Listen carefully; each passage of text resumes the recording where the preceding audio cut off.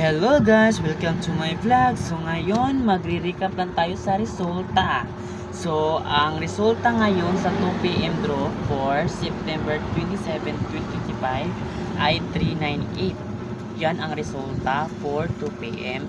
Yung kahapon sa 5pm 305, 9pm kahapon 396. So ngayon, magbibigay ako ng number na tatayaan nyo para sa 5pm draw guys. Sana makataya kayo sa araw na to.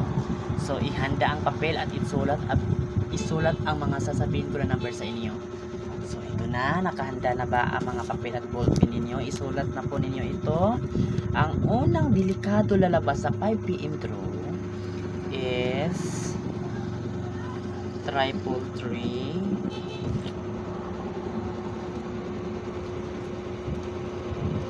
803, pagkatapos 399 at 336. Ayun guys, ito yung tatayaan nyo para sa 5pm draw. Kung hindi tayo nanalo sa 2pm, babawi tayo para sa 5pm draw sa araw na to.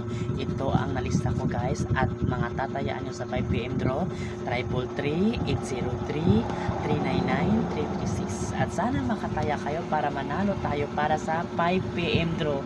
At huwag kalimutan yung pamintin